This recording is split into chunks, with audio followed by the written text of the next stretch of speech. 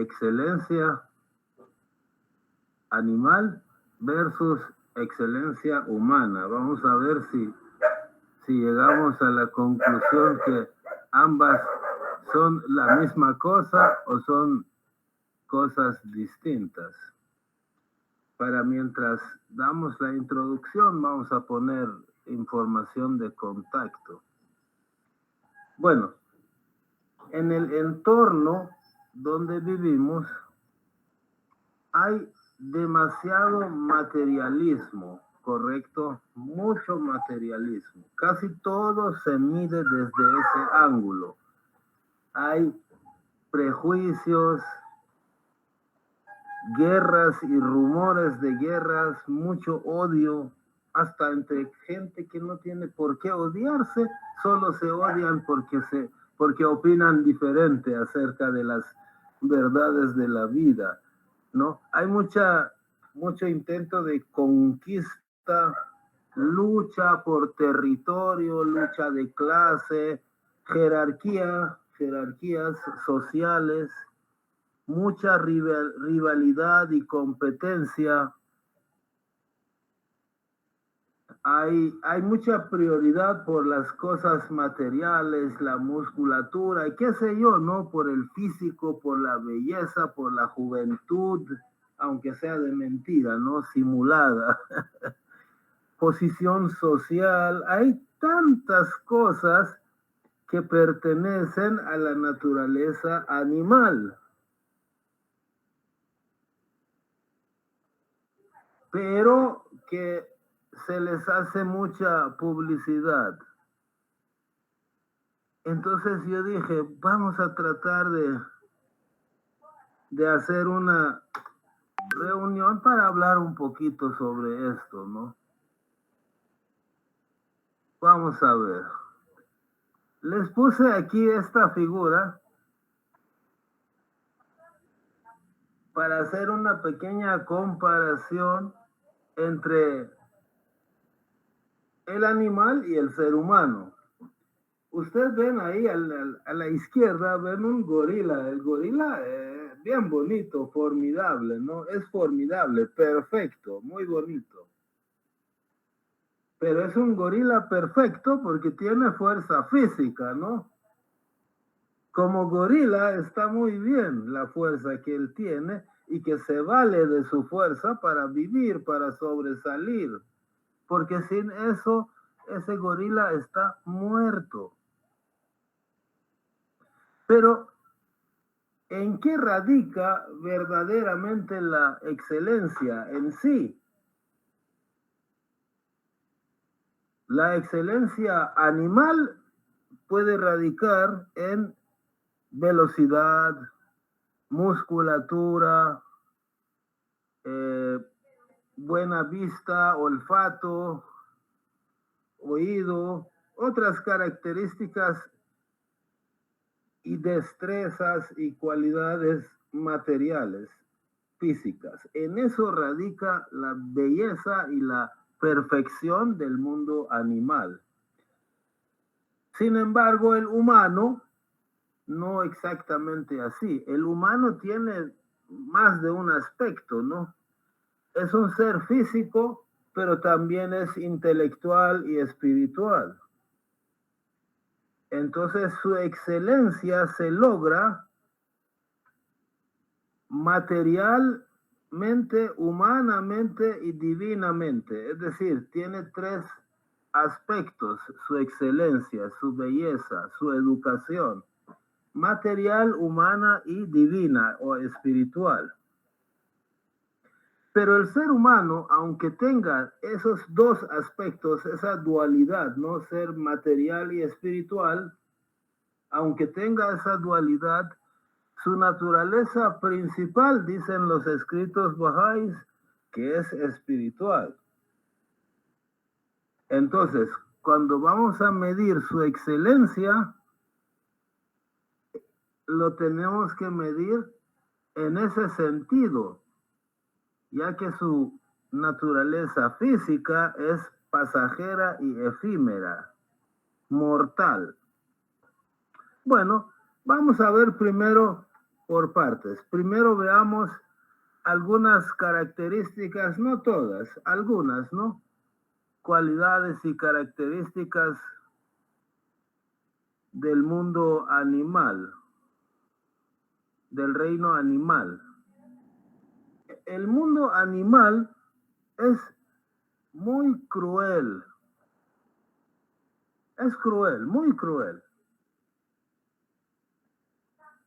El mundo animal es puedes, si lo vemos desde el punto de vista nuestro, a veces puede ser un infierno hostil. Miren la imagen que está en la pantalla, no representa esa hostilidad. Yo muchas veces he pensado, Dios mío, ¿por qué has creado las cosas de esta manera? Obviamente no cuestiono, solo trato de pensar, ¿no? Trato de razonar y descubrir por qué Dios ha puesto cosas tan hostiles en el mundo animal ante mis ojos, para que yo vea o para que la humanidad vea, ¿no? A veces uno se pregunta, ¿correcto? Que por qué Dios Todopoderoso, con toda su sabiduría, crea algo tan hostil y lo llama mundo animal y lo pone frente al ser humano para que lo vea. Yo no tengo la respuesta, ¿no? Alguna razón debe haber. ¿Qué dicen ustedes? ¿Tiene alguien alguna opinión? Fabio,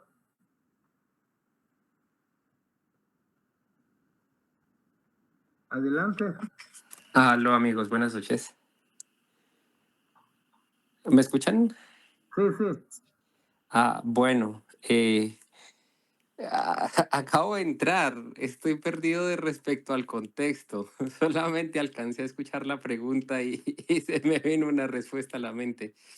Eh, eh, pues la verdad tampoco tengo la respuesta, pero en el libro de Job, em, en la última parte del libro, eh, Dios le habla a Job acerca de su majestuosidad y de su infinita sabiduría. Es una infinita sabiduría que el ser humano nunca podrá comprender, como por ejemplo, porque existen las constelaciones, los astros y bueno, o sea, todo el universo infinito en su majestuosidad y sí, pues en general en su extensión y también habla de lo más pequeño, de lo más insignificante, de los átomos. ¿M? Y hay una parte en la que habla acerca del mundo animal, del reino animal. Ahí habla este del ¿cómo es que se llama este? El que también aparece en los siete valles, en el Valle del Amor, el Leviatán. También habla acerca del Leviatán, por ejemplo. Y sí, en general comenta como la infinita sabiduría que hay subyacente en haber creado, por ejemplo, un reino animal con toda su agresividad y todo, pero también se comenta pues que es una sabiduría que la mente humana no es capaz de comprender, pero indudablemente Dios la ha puesto ahí por alguna razón. Ahora, expandiéndome un poquito más hacia lo personal, eh, hay algo que me llama mucho la atención y perdón que me extienda en mi área, pero bueno, el cáncer de pulmón es una enfermedad que es difícil de diagnosticar de forma temprana y bueno, pues también es muy difícil de tratar en estadios tardíos. Entonces actualmente se está invirtiendo muchísimo, muchísimo dinero en el diagnóstico temprano del cáncer de pulmón. Sin embargo, hace relativamente poco em, han salido estudios que han demostrado que a través del olfato de los perros es posible identificar muestras con cáncer de pulmón en estadios muy, muy, muy tempranos y eso eventualmente nos ayudaría para un diagnóstico muchísimo más rápido, ¿no? Entonces, no sé, También se me ocurren las mariposas, ay, no me acuerdo el nombre en este momento, son una especie de mariposas que viajan desde Estados Unidos hasta México, prácticamente desde Canadá hasta México, y duran Monarca. seis, las mariposas monarcas, que demoran como 6 meses viajando. Y finalmente no llegan ellas, ni tampoco las hijas, sino como las nietas son las que llegan y después desde México se vuelven a Canadá y lo mismo, también no llegan ellas ni su generación siguiente, sino como la tercera, cuarta generación. Entonces, a mí me parece, yo desde mi hipótesis, considero que los animales, cada animal, así como cada ser humano ha sido dotado con potencialidades impresionantes y maravillosas de Dios, me parece que cada animal también ha sido dotado con capacidades estupendas e impresionantes, como por ejemplo la geolocalización de las mariposas monarca, la vista de las águilas o el olfato de los perros. Y todo eso son herramientas que primero Dios pone a nuestra disposición y segundo son, no sé, se me ocurre como ejemplos del avance que puede alcanzar el ser humano, ¿sí? Es decir, si nosotros comprendemos la vista de un águila, nosotros comprendemos que podemos alcanzar, digamos como que tenemos una meta, ¿no? Que es alcanzar a tener la vista de un águila, por ejemplo. Por ejemplo, si no existieran aves que volaran y si no existiera ningún animal que volara, para el ser humano sería totalmente imposible considerar la idea de dominar el espacio, o sea, el aire, volar por los cielos.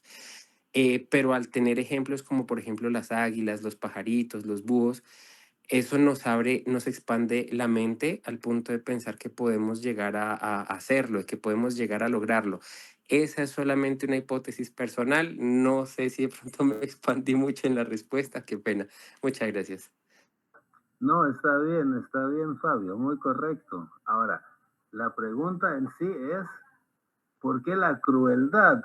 Bueno, eso es nada más una inquietud, ¿no? ¿Por qué tanta crueldad, tanta hostilidad y tanto salvajismo frente al ojo humano, ¿no? Seguramente que hay alguna sabiduría. Obviamente los animales son ejemplo de la grandeza de Dios, ¿no? Y muchos de ellos muestran, por ejemplo, como tú decías, el pájaro vuela, eso muestra que uno también puede intentar remontarse, ¿no? Bueno, vamos a seguir con otra imagen. Estos, estos son licaones. ¿Qué son los licaones? Son perros salvajes, ¿no? Los licaones son tan salvajes que a veces, no sé si han visto en la televisión, a veces persiguen a una presa, pobrecita la presa, todavía está respirando cuando ya se lo están comiendo. Es muy cruel. O por ejemplo, los leones cuando están comiendo, vienen las hienas y en busca de alguna migaja, algún huesito, alguna sobra, pero eso a los leones obviamente les molesta. Se levanta un león macho, busca a la primera hiena que encuentra y lo mata a sangre fría como escarmiento, ¿no? Para disuadir a las otras hienas. Ejemplo, ¿no? Es solo una muestra de lo salvaje y cruel que puede llegar a ser el mundo animal, ¿no? El mundo animal se rige bajo leyes materialistas, pero dentro de esas leyes materialistas, todo lo que ellos hacen se justifica perfectamente. Algunas corrientes entre los seres humanos me quieren etiquetar a mí como animal. O sea, dicen que nosotros los seres humanos somos animales evolucionados o desarrollados, ¿no? Por favor, que a mí no me pongan como animal, porque nosotros no somos animales, pero muchos de ellos nos quieren encerrar bajo esa etiqueta, ¿correcto? Ahora, una pregunta.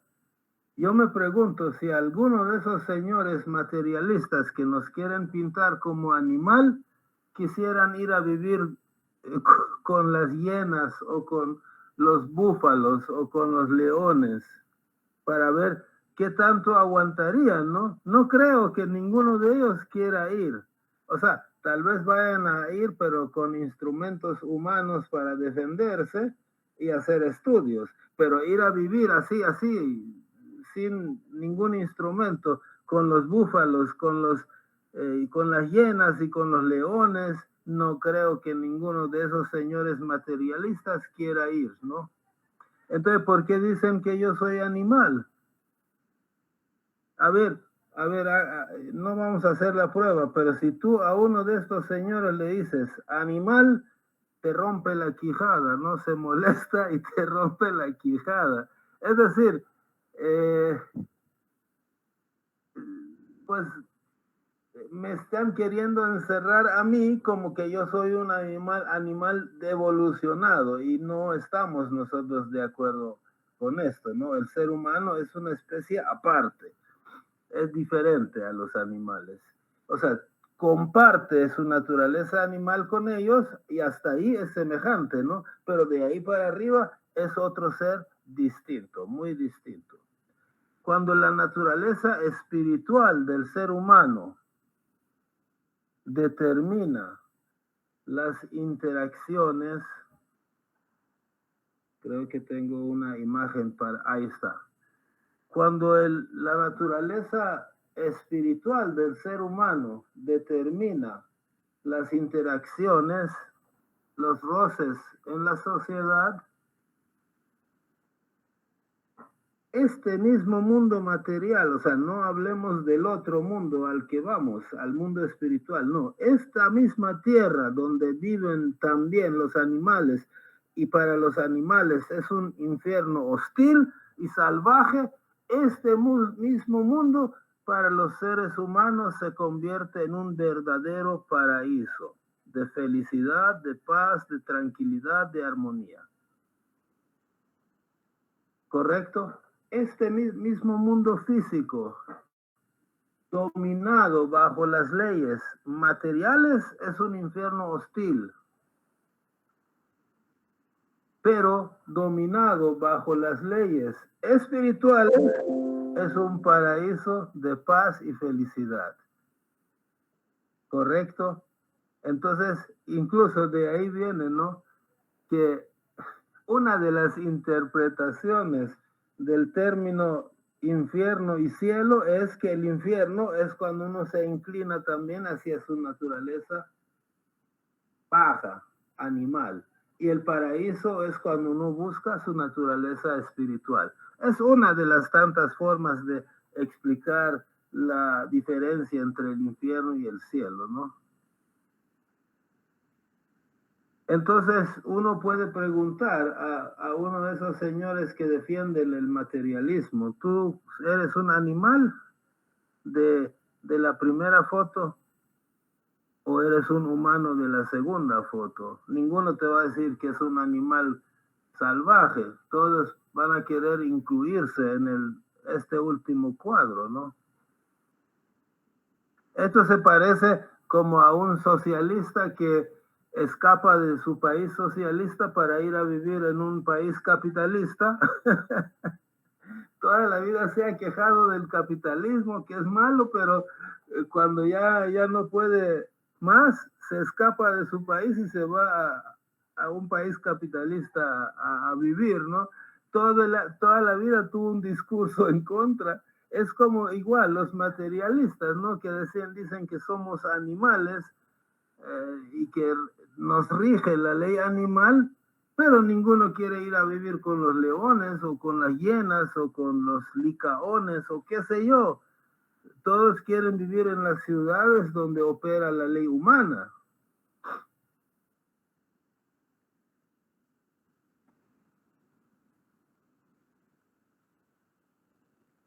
Deberían tal vez ir a intentar, ¿no?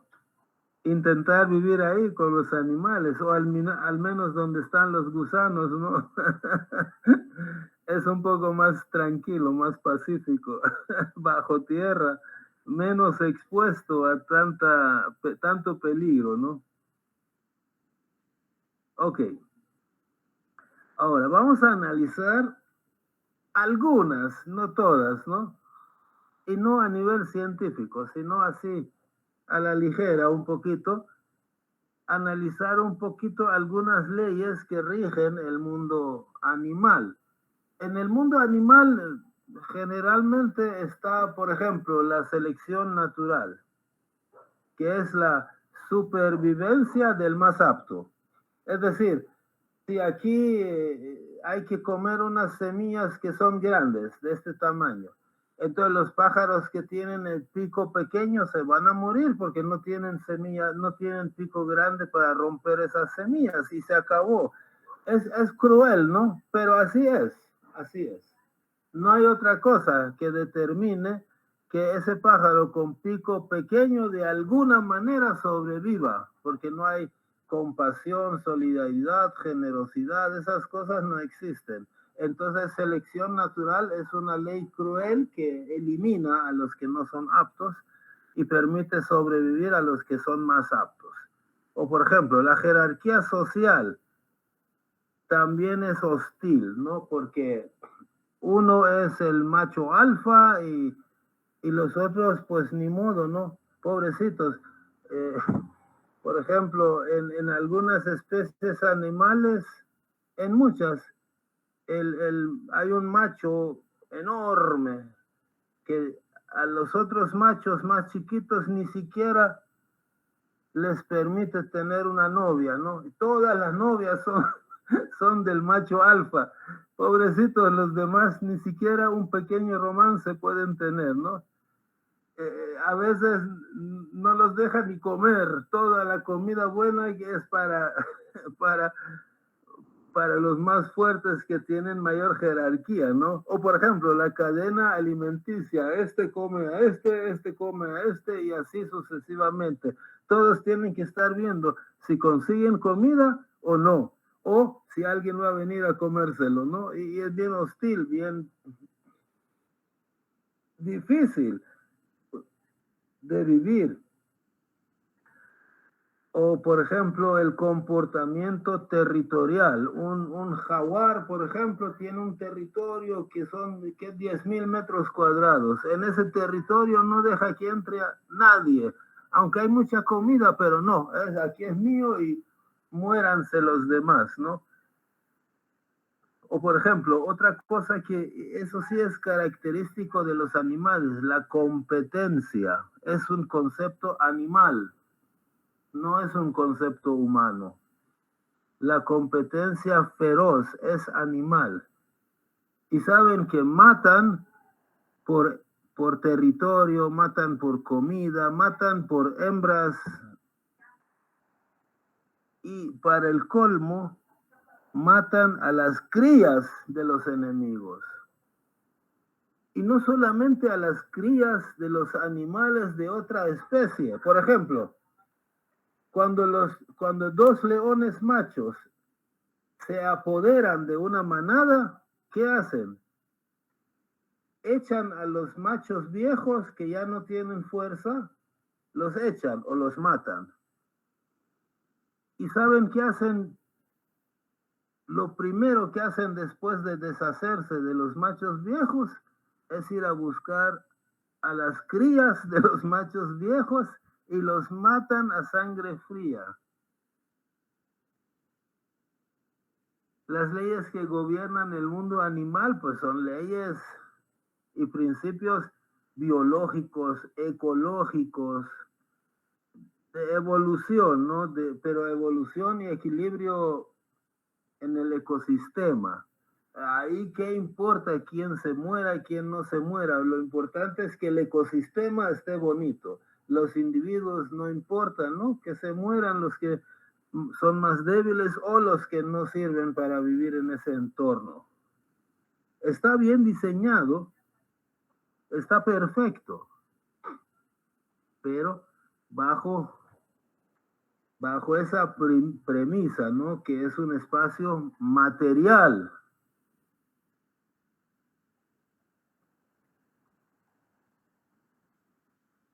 Los animales no muestran ni una pizca de compasión, remordimiento cuando matan.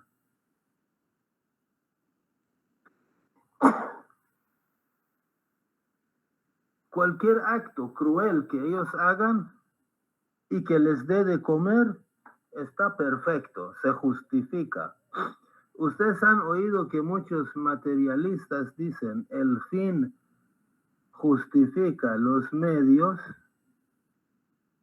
Claro que sí, es correcto, pero en el mundo animal, no en el mundo humano. Yo para llegar a poder, al poder, no voy a matar a mi hermano, pero el animal está bien, ¿no? Así es su naturaleza. Para el animal sí, el fin justifica el medio, los medios. Para mí no.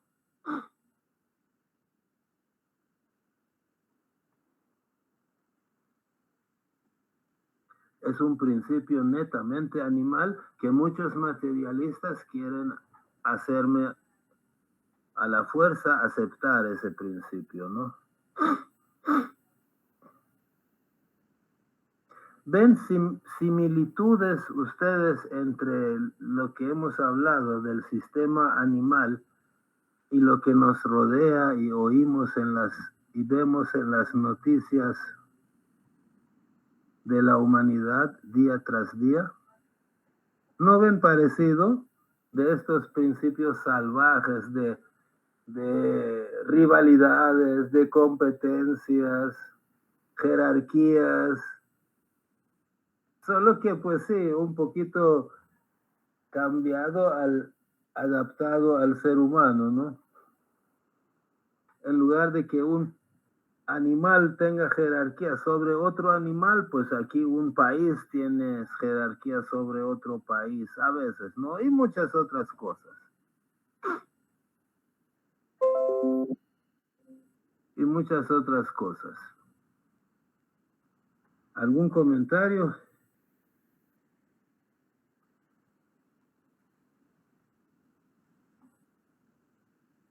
Ok.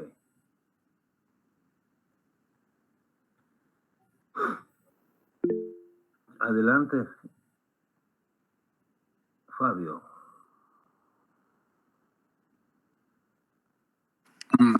Sí, solamente quería hacer un comentario. Hace un tiempo, en una entrevista, perdón que estoy comiendo. Mm, hace un tiempo. Qué rico. mm, Termina. se hizo una entrevista a una antropóloga. La pregunta era, ¿cuál era el primer, digamos como que cuál es el primer signo de una sociedad? O sea, ¿cuál es el primer signo de la humanidad? De que el ser humano realmente es humano y no hace parte del reino animal, ¿no? Mm, Entonces ella comentó algo que me pareció interesante. Comentó que el primer signo de humanidad es un fémur roto, pero que sea, o sea, que ha cicatrizado, ¿no? Se curó, sí. Eh, Exactamente, porque dentro del reino animal, una vez que un animal, cualquier animal de cualquier especie se rompe el fémur, es un animal que ya está condenado a la muerte. No le queda mucho tiempo, no es cuestión de tiempo para que de pronto las hienas o cualquier animal carroñero lo encuentre, sabe que no tiene cómo defenderse, no tiene cómo correr y finalmente se lo van a comer. Sin embargo, bajo los principios que comentas tú, mm, en el reino animal, bueno, el reino animal se rige mucho por la competencia y esto, pero el reino humano se mide en gran medida por la solidaridad, por la capacidad que tenemos nosotros para pensar en los demás. Entonces, el primer signo de humanidad vendría siendo una persona que se preocupó por otra que se había roto el fémur ¿cierto? Y se esforzó por ayudarle, por llevarle comida, por ejemplo, por cuidar de esa persona hasta que su fémur cicatrizó, ¿sí? Entonces ahí es cuando rompemos como con esa cadena de un pasado em, en el cual predominaba como la competencia y la ley del más fuerte y comenzó a predominar esta ley de la solidaridad, del amor mutuo y del compañerismo. Y es ahí cuando comienza realmente la sociedad. Y eso también se ve mucho en nuestros días, es decir, el signo de una sociedad o de la humanidad que Dios quiere para nosotros es cada vez que ve que nosotros ayudamos a otras personas cuando lo necesitan. Sí, de cualquier forma que podamos hacerlo, ese es un signo de prácticamente la presencia de Dios o la presencia de una realidad espiritual dentro del ser humano. Gracias, Fabio. Sí, yo eso del fémur roto ya lo había oído y me emocionó. Lastimosamente no me acordé esta semana para incluirlo en este tema, ¿no? Pero es un gran punto que tú has sacado a la luz, que es un símbolo de ser humano. ¿Por qué? Porque ayuda al prójimo a sobrevivir cuando el prójimo no pudiera vivir solo, ¿no? Bueno, excelente. Si alguien más desea decir algo, pues adelante. Si no hubiera más intervenciones, pudiéramos pasar un poquito a las normas humanas. No, este no es un estudio científico, solo es de mencionar aleatoriamente algunas cuestiones que reinan en el mundo ya netamente humano, ¿no? O sea, la parte no materialista del ser humano. ¿Qué cosas reinan o dominan ese mundo humano? Mundo espiritual humano, no mundo material o intelectual del ser humano. El amor, la hermandad, el afecto, la bondad, la amistad, el compañerismo, cooperación y solidaridad. ¿Se acuerdan que entre las características animales puse competencia? Aquí su contraparte, ¿no? Cooperación. Es lo contrario, ¿no? De competencia. Solidaridad. Justicia social, igualdad, convivencia armónica, generosidad, magnanimidad, que es casi sinónimo, bondad, hospitalidad, compasión, piedad, ternura, consideración, no sé, pudiéramos mencionar muchos. Esto, Castidad. Castidad, sí, pureza, un montón, ¿no? Ahora, acá vamos a exponer algunas características del reino animal, no todas, ¿no? No sé, no es un estudio científicamente completo, ¿no? Algunas características del reino animal que dominan en el mundo animal y que en ese ámbito están muy bien, por ejemplo, la competencia entre animales, muy bueno para la sana evolución de las especies, ¿no? Pero entre humanos no. Esa ley no favorece a la construcción de la sociedad armónica que busca la fe, ¿no? Algo espiritual. Entonces, hemos visto características animales y características humanas. Ahora, hay algo que los bahá'ís usan bastante, que es el término dicotomía. Yo ese término solo lo he escuchado en la comunidad bahá'í, ¿no? ¿Qué es dicotomía? Vamos a poner una imagen que probablemente ilustre, ¿no? En esta imagen que yo pedí, casi todas las imágenes de esta reunión son de inteligencia artificial. Qué maravilloso, en lugar de estar buscando imágenes y hacerlas uno, Solo se lo pides y ya te lo da confeccionado, ¿no? Este es una comparación entre un mundo netamente material, o sea, donde si bien viven los humanos, pero viven con las leyes animales del ser humano, con la parte, con las leyes que rigen la parte animal. Por ejemplo, los animales hacen competencia, claro, competencia por una presa que están cazando.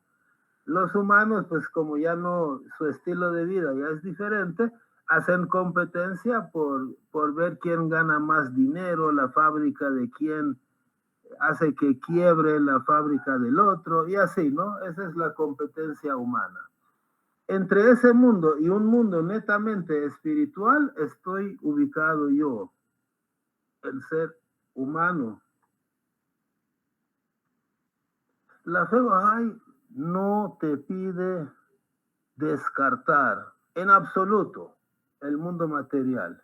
Ojo, que quede claro, Baha'u'lláh no te pide abandonar el mundo material y encerrarte en un cuartito y fingir que eres espiritual.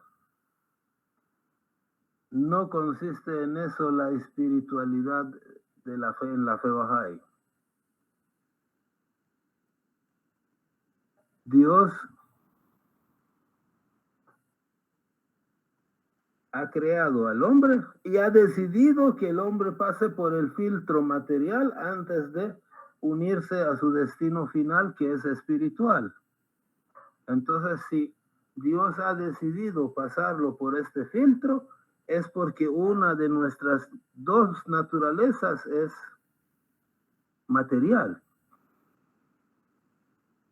Pero quiere que nosotros seamos la contraparte del mundo animal. ¿No vieron, no? Que decíamos, ¿por qué es tan salvaje y cruel el mundo animal? Porque tiene que contrastar. Esa es una, digamos, justificación, ¿no? Tampoco es oficial, ¿no? Porque el mundo animal tiene que ¿cómo es? Contrastar con el mundo humano. O sea, si el mundo animal es un infierno hostil, el mundo humano tiene que ser, como dice Baha'u'lláh, una civilización en continuo progreso, una civilización próspera, que vive en paz y armonía y amor y piedad y compasión. Entonces uno tiene que buscar ese contraste y buscar el animal para ver cómo no debe ser, aunque tu naturaleza material te llama a ser así. Y que ahorita como que está prevaleciendo esa naturaleza material en el mundo.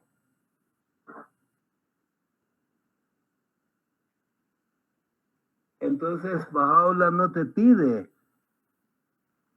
que te compres un par de alas y te pongas a volar. No.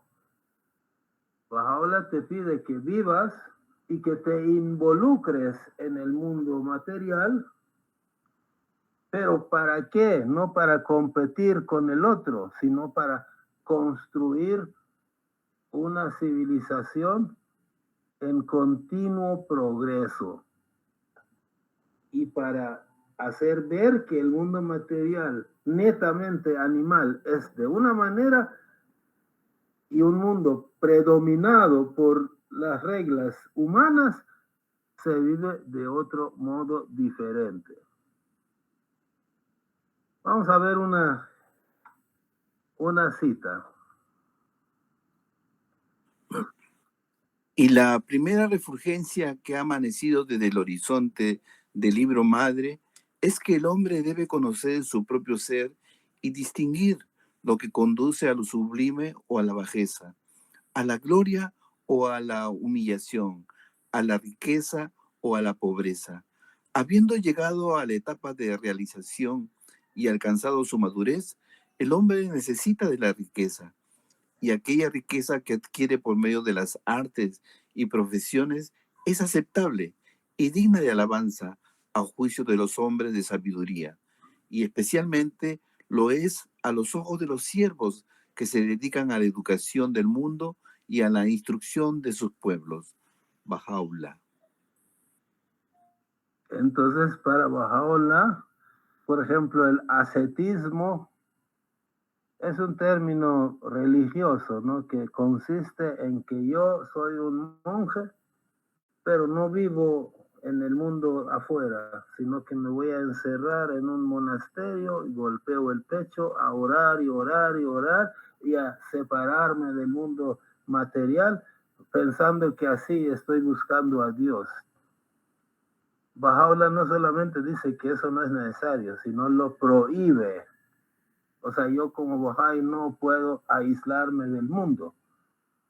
Yo tengo que vivir, como ven aquí, y esta es solo una cita, hay muchas, que no podemos poner ahorita todas, pero Bahá'u'lláh dice, tienes que vivir el mundo, tienes que trabajar y no ser aragán, tienes que buscar un arte, un oficio, y tienes que ser excelente en eso. O sea, tu hijo, si es un estudiante, tiene que tratar de ser el mejor estudiante, no comparándose con los otros, sino comparando con su propia capacidad, tiene que buscar ser lo mejor que se puede. Y a eso lo llama excelencia en todas las cosas. Es decir, yo tengo que ser buen hijo, buen estudiante, buen ingeniero, buen compañero y buen Bahá'í también. Es un aspecto de vida, ¿no? Entonces no te pide que te aísles de ese mundo material. No, ahí vives, es parte de tu naturaleza.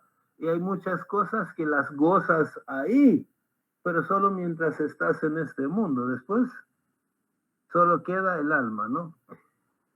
Otro. El comienzo de la magnanimidad ocurre cuando el hombre gasta su fortuna en sí mismo, en su familia y en los pobres entre los hermanos en su fe. Bahá'u'lláh. Entonces, o sea, ahí viene, ahí viene, es un concepto espiritual incrustado dentro de lo material, ¿no? Porque buscar riquezas, fortuna, es una cosa material, pero magnanimidad es una cosa espiritual, porque tú eres un ser espiritual y material, ¿no? Entonces, pero la parte espiritual predomina sobre tu parte material. Muy bien. Pero este mundo es efímero, ¿correcto? O sea, este mundo de carne y hueso, de árboles, es efímero. Claro, el mundo no se va a acabar. Yo me refiero que es efímero para mí, porque me voy. Yo hace 20 años saltaba 1,5 metros, ahora ya no puedo ni caminar casi, ¿no? Es efímero. Toda la fuerza se acaba.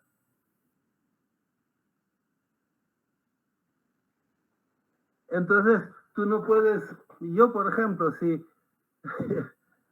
musculatura nunca he tenido, pero si basaba mi valor en que salto 1,5 metros, pues ahorita ya no tendría valor, ¿correcto?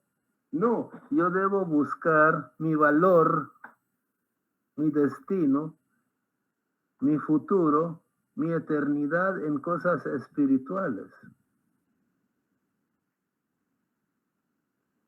Y ahí está el problema de aquellos que eduquen a su hijo, por ejemplo, en Harvard.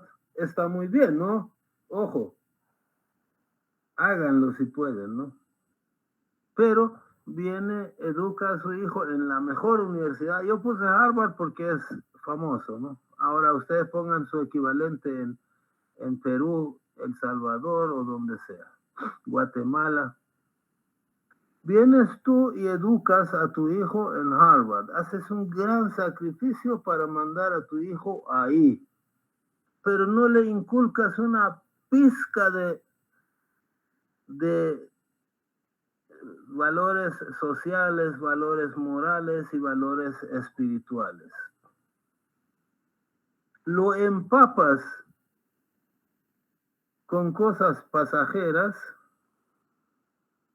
buenas pero pasajeras, porque el mundo material, ¿no? Y olvidas inculcarle lo que es eterno. O sea, le dices, toma este pasajero para ti. No, el otro es eterno, déjalo. No sirve. Hay que tener cuidado, ¿correcto? Repito, tanto empeño pones para que tu hijo vaya a estudiar a Harvard, pero no le inculcas que dé una clase de niños.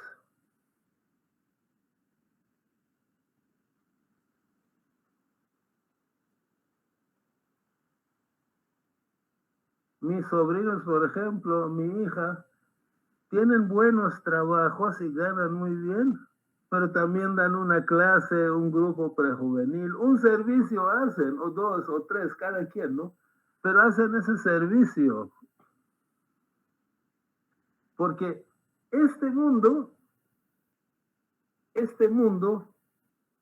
con todas las riquezas, es una marioneta. Yo digo, comparado con el otro mundo, porque en sí no es marioneta, es bastante vasto, grande, grandioso, rico, precioso. Pero compáralo con lo eterno, esto no pasa de ser una marioneta. Y todo lo que tú aprendes en este mundo no pasa de ser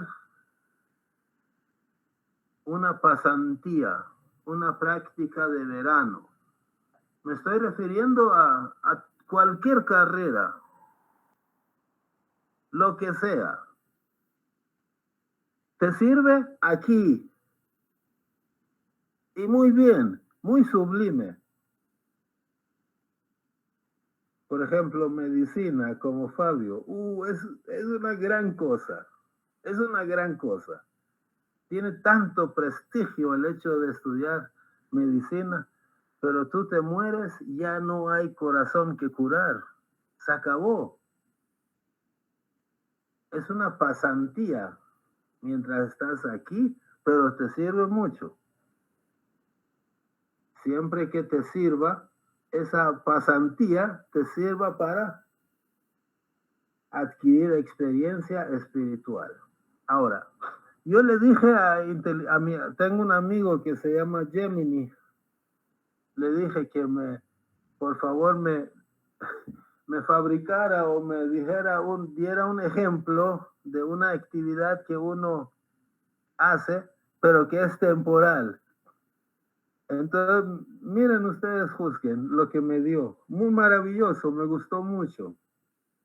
Dice, supongamos que tú eres un estudiante de ingeniería de software. O sea, vas a ser un gran programador, ¿no? Y te va muy bien.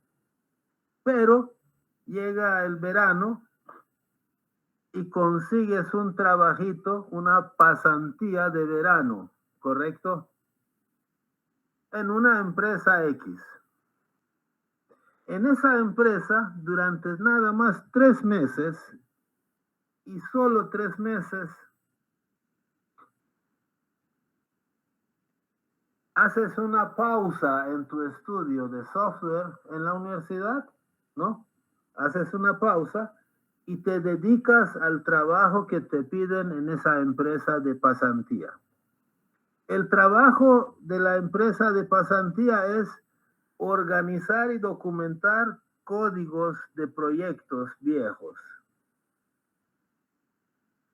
Tienes que leer esos proyectos, clasificar esos proyectos, entender el contenido de cada proyecto y según lo que tú entiendes de cada proyecto, asignarle un código, codificarlo y archivar estos proyectos. Eso a la empresa U le sirve un montón, pero a ti no te sirve de nada.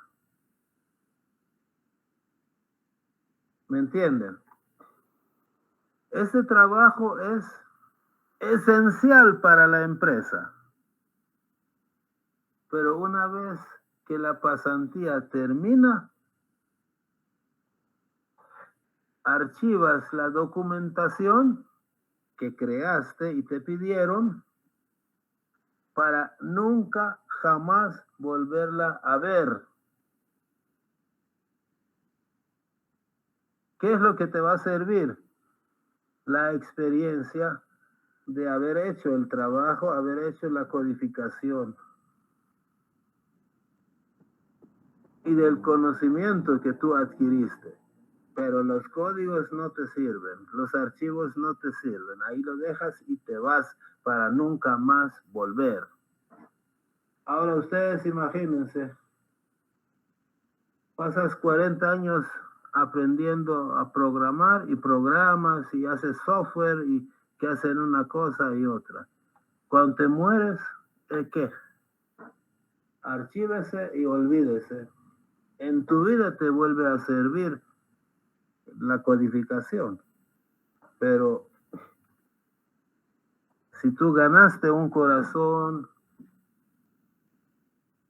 ¿no? Las cosas espirituales que aprendiste al hacer todo ese trabajo, el progreso espiritual que tuviste al hacer todo ese trabajo, te acompaña por eternidad.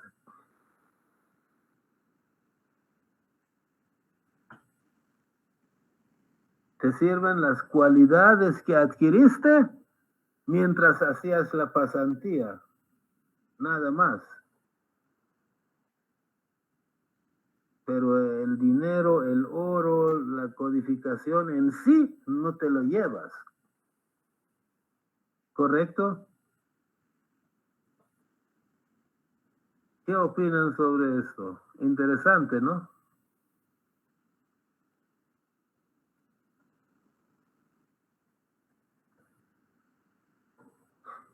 Bueno. Ahora, aquí tenemos una muchacha que está entre dos supuestos mundos, ¿no? Siempre parte de la dicotomía, ¿no? A la izquierda tiene un árbol frondoso con muchos frutos, ricos, deliciosos. A la derecha tiene una maleza prácticamente que no tiene nada, pero la pobre muchacha está tratando de agarrar ahí. Y Bahá'u'lláh que dice, ay, ay, ay, dice, oh amigo, no abandones la belleza eterna por una belleza que ha de morir, ni pongáis vuestro afecto en este mundo mortal de polvo. Eso dice Bahá'u'lláh.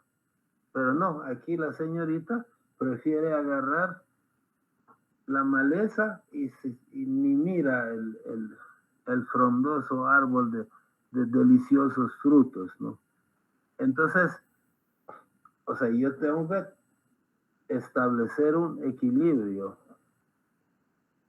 en mi vida entre esas dos realidades a las que pertenezco. Pertenezco a las dos, solo que a una pertenezco solo mientras estoy aquí. A la otra pertenezco desde la concepción hasta siempre, hasta toda eternidad. Ahora, imagínate, ¿no? La muchacha de la foto desprecia los exquisitos frutos del árbol frondoso y busca el objetivo de su vida en la maleza, en un árbol seco. O sea, este dibujo realmente en la vida real es mucho más la diferencia entre lo espiritual y lo material. No hay manera de dibujarlo porque lo espiritual no es algo de este mundo para que te lo dibuje. Por muy inteligencia artificial que sea, no te puede dibujar lo espiritual. O sea, si ustedes ven que es exagerado este dibujo, el árbol frondoso comparado con una maleza seca, en la realidad amarren sus cinturones, es más exagerada.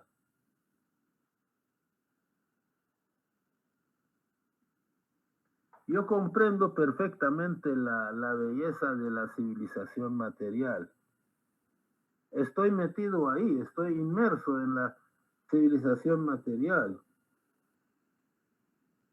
He ido a Nueva York, Las Vegas, he ido a la playa, he bailado, he hecho lo que hace cualquier persona, ¿no?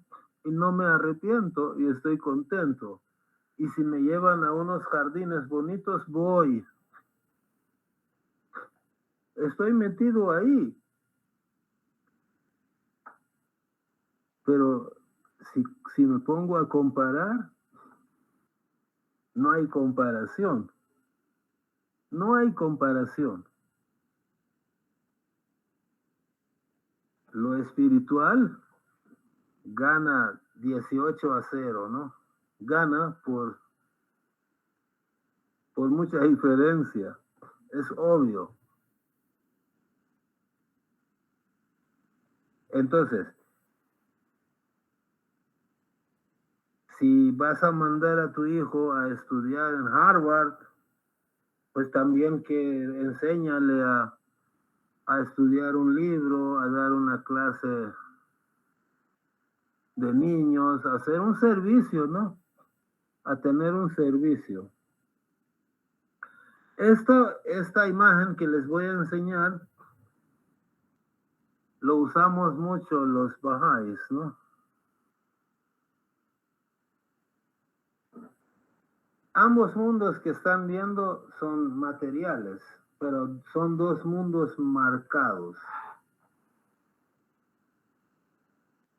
Cuando el niño está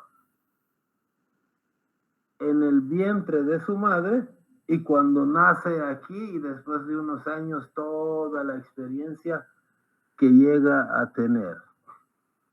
Ahora, en el momento en que el niño está en el vientre de su madre, para esa criatura, el vientre de su madre es el mismísimo paraíso, por Dios, lo es esplendoroso, maravilloso, está protegido, no tiene ni frío ni calor y come todo lo que necesita. ¿Qué más quiere el niño?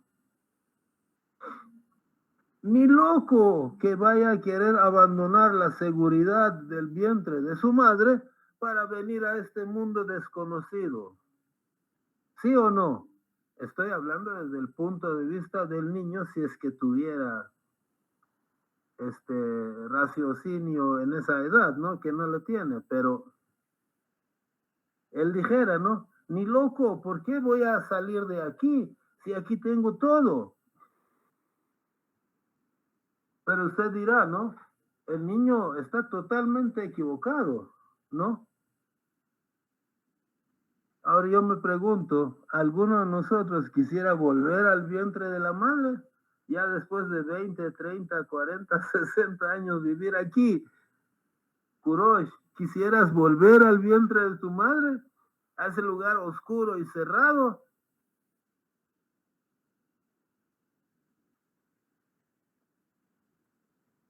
Nadie va a querer. Ahora, dice Baha'u'lláh que de la misma manera, la misma diferencia que hay entre el mundo del vientre y este otro, también hay entre este mundo y el otro, el mundo espiritual.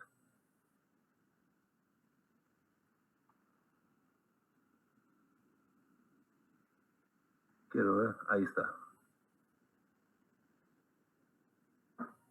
En esta imagen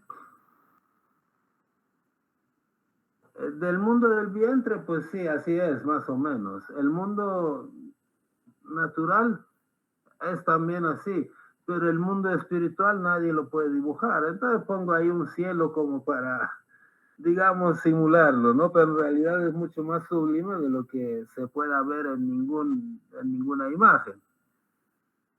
Pero mi observación es esta. No se ve en esta imagen del mundo del vientre de la madre al mundo natural.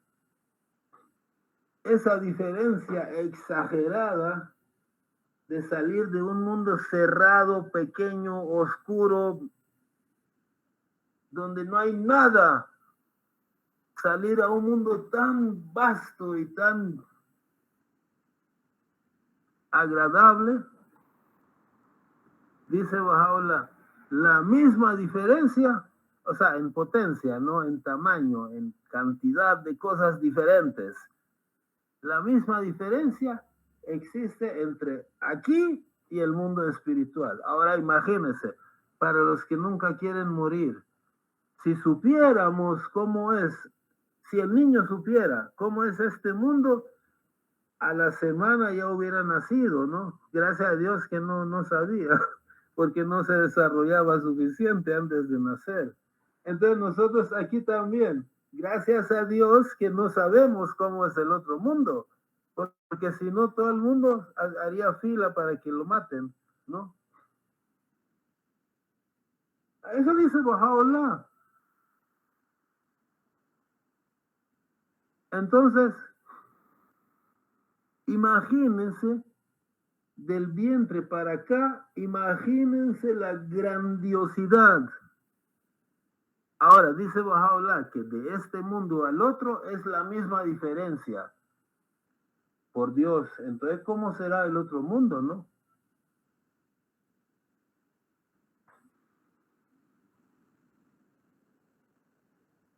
Entonces, en este mundo, sabemos que vamos a ir a un mundo espiritual mucho más sublime.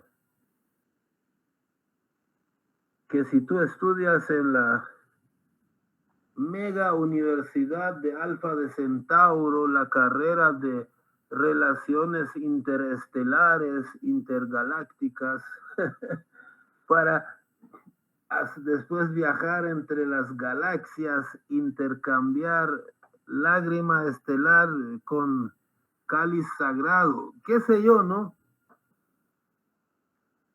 O sea, si tú estudias en la mejor universidad posible de todo el universo, toda esa carrera, muy bien, ¿no? Muy bien, te sirve muchísimo mientras vives aquí y está muy bien y Bahá'u'lláh te aplaude si lo haces y te anima a hacerlo, ¿correcto? No sé de qué otra manera decirlo. Pero comparado con el mundo que nos espera, es una pasantía de verano, exactamente. Entonces, ¿por qué yo me aferro tanto a mi carrera universitaria, a la casa que voy a comprar, al carro que voy a tener, pero no doy una clase de niños y lloro? No puedo. Media hora a la semana no puedo ir a un libro o a un grupo prejuvenil. ¿Qué gano yo en este mundo? Puede ser poco, puede ser mucho. Ojalá que mucho, ¿no? Porque Bahá'u'lláh te pide, ¿no? Bahá'u'lláh pide que tú seas próspero y excelente en todas las cosas. Pero lo que ignora el joven o el padre de familia de los estudiantes de las grandes universidades que buscan ese tipo de excelencia nada más a su hijo,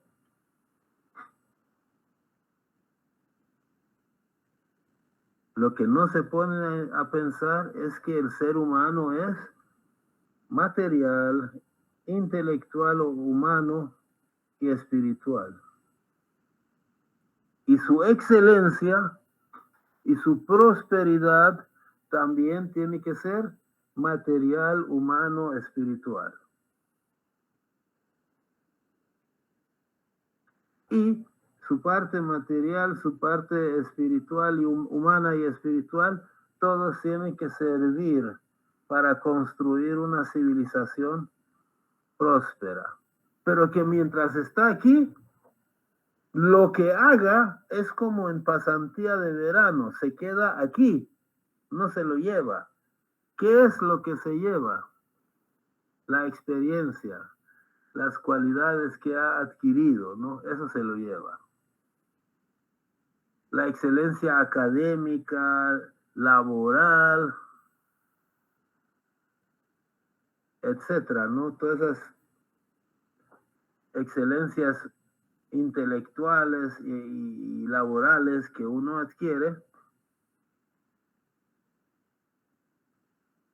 en el diseño de Baha'u'lláh son como medios para servir a la raza humana de manera más exquisita posible, para que la civilización humana progrese lo más que pueda y la vida del ser humano sobre el planeta sea lo más agradable, lo más ordenado, lo más justo, amoroso posible.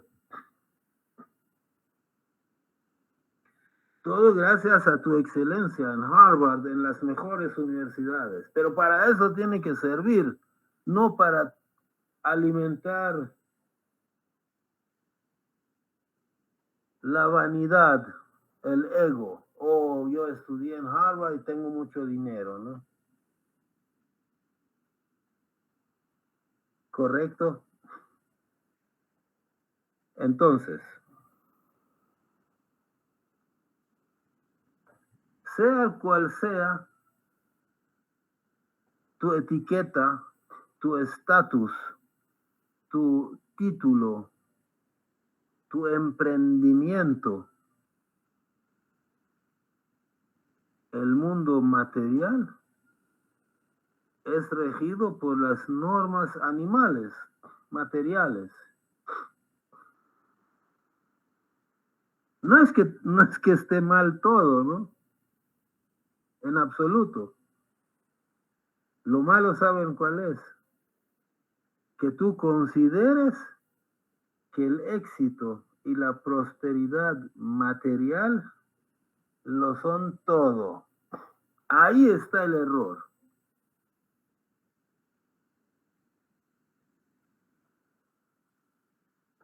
Entonces, hijito, ¿quieres? La semana tiene 168 horas. La semana, 168 horas. 2 horas a la semana. Yo solo digo por decir, ¿no? Pero 2 horas a la semana estudia un libro, una clase de niños, un grupo prejuvenil, un proyecto, qué sé yo, algo caritativo, algo espiritual, ¿no? Haz en esas 2 horas. Y 166 horas duerme, come, estudia hasta que te canses, ¿no?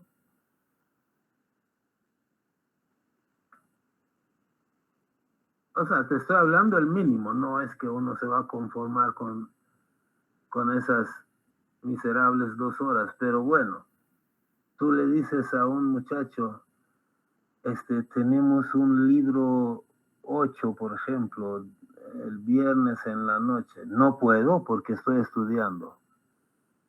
O sea que estudias 168 horas a la semana. No puedes 1 hora estudiar un libro Ruhi o ayudar en una clase de niños. No, no puedo.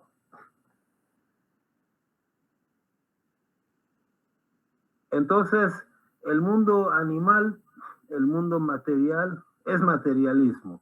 es materialista, perdón, y se basa en principios materialistas como conquista, dominio, avaricia, competencia por los recursos, guerra, odio.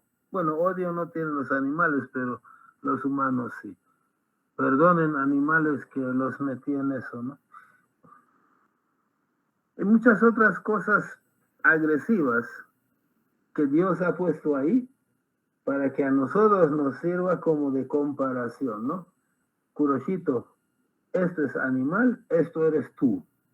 Escoge. ¿Quieres ser como las hienas, los leones, gusanos? ¿O quieres ser como Abdul Bahá, como San Pedro, etcétera, etcétera, ¿no? Adelante. César.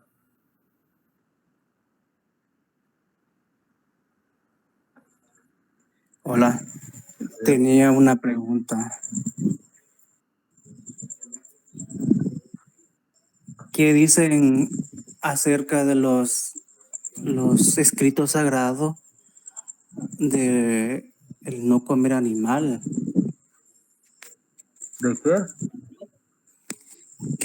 ¿Qué dicen los escritos sagrados en la fe Bahá'í acerca del vegetarianismo, veganismo, que es indispensable para un equilibrio tanto planetario, humano, etcétera? Bueno, el espacio es un poquito corto. Ah, por cierto, tuvimos hace un par de años una reunión en que algunos que están ahorita conectados estuvieron.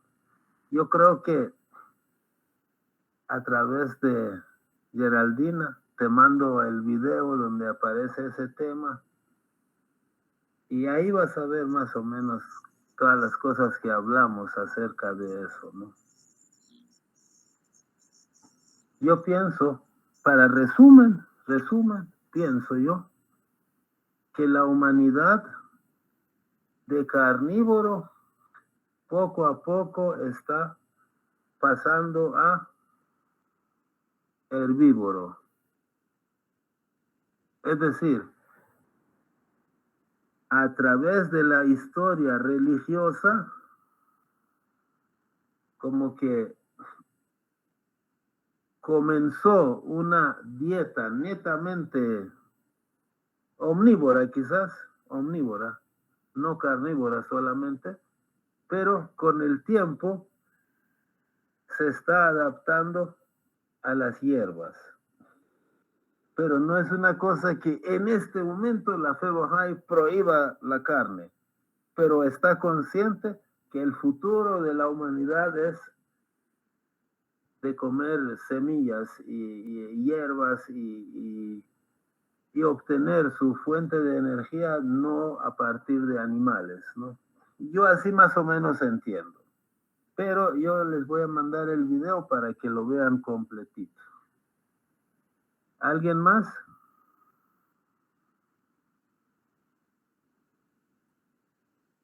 Ok. Entonces, este es el mundo animal, mundo humano, y yo estoy en medio. Tengo que o escoger uno o hacer, como dice la fe Bahá'í, usar lo mejor de ambos. A menudo un joven o su papá, su mamá, deciden inclinarse hacia la naturaleza material, pero por completo. Es decir, en lugar de buscar la cercanía de Dios, la espiritualidad, la virtud humana, en lugar de eso, deciden ir tras los placeres animales solamente, cosa que no está prohibido, pero regulado, ¿no? En lugar de mirar hacia adentro, o sea, su alma, su yo, su verdadera identidad, mira para afuera, o sea, su ser exterior, que es su cuerpo. Pero uno decide, ¿no? Tú decides.